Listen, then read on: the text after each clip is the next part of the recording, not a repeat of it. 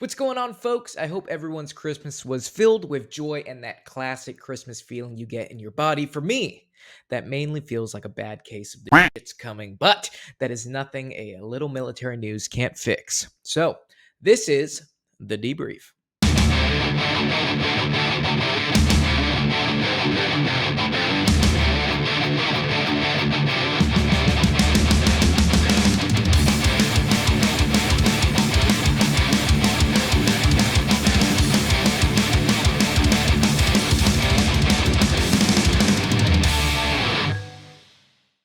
First up on our weekly report, military barracks are finally getting that order to follow a minimum standard of habitability under the newest defense policy bill, officially known as the National Defense Authorization Act. You know, the one that is also raising troops' pay. Remember, we talked about it a little while ago?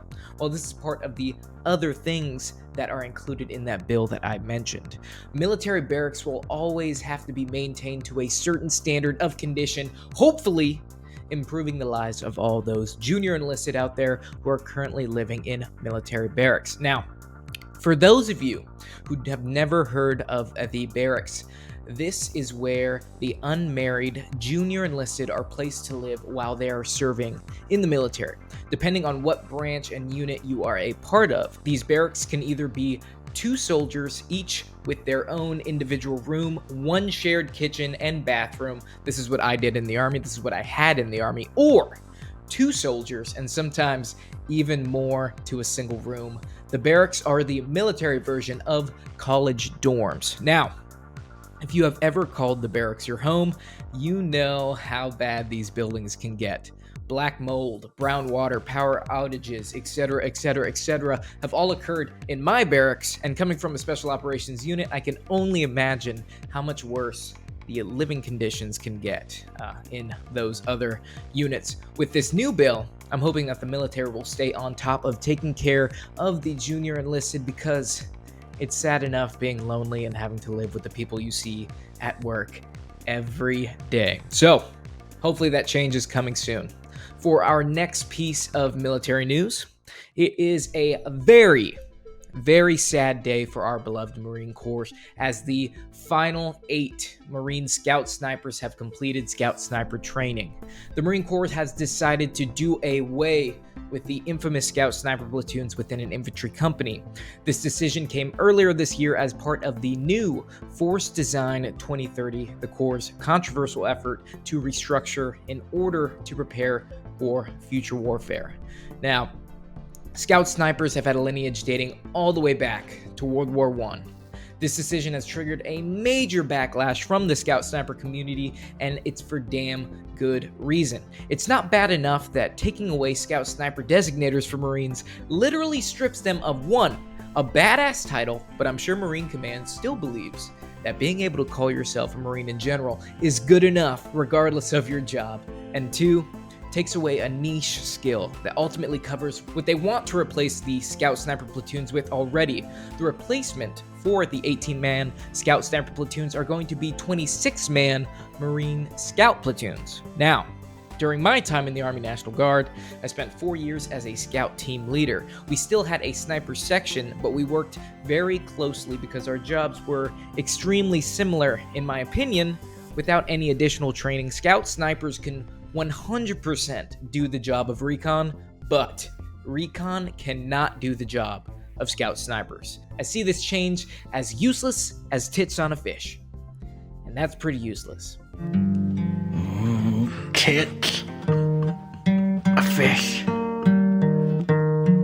with tits, titty fish. And now what about actual Marine Force recon? Now they have to worry about a bunch of regular Marines going around and calling themselves recon without ever having to go through basic recon course. I swear the Marine Corps is trying to implode and have a full-blown mutiny on their hands. Regardless, congratulations to the last 8 Marines for completing Scout Sniper training, and ultimately, my heart goes out to those current and past Scout Snipers. Your lineage will live on forever. Now, last on today's episode, are you an Army cat about to deploy, and you're thinking about storing your 2003 Chevy 3500 dually on the base's storage yard for free?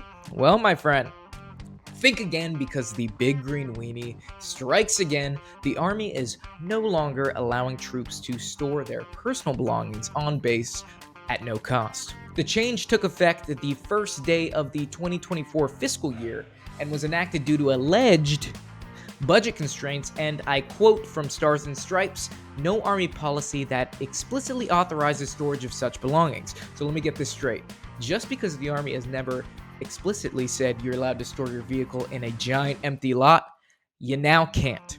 Now, I'm no expert on giant plots of concrete on military bases that literally have nothing, nor have any plans to be used in any way other than the storage of deployed troops' vehicles, but I don't think it costs the Army any money at all to do this. So how is it a budget problem? And don't think about saying they have to pay someone to watch those vehicles, because I've literally seen these storage lots and nobody's in charge of them. Military bases are supposed to be secured establishments anyways, so that argument is out the door.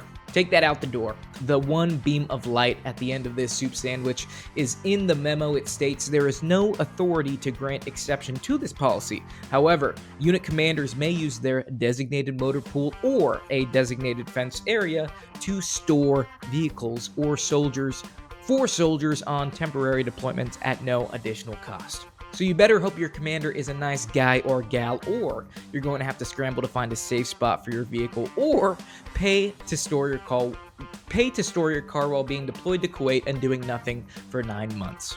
And you wonder why the Army numbers are at an all-time low in history. Go Army! Well, this is going to do it for this week's episode of The Debrief. If you enjoyed the video, let us know by subscribing to the PCFM podcast here on YouTube. Check out our other videos like The First Formation with Izzy or our video versions of the podcast. Give this video a thumbs up and go ahead and leave a comment down in the comment section with your thoughts on this week's military news. My name is Cameron Fath. We'll see you next week.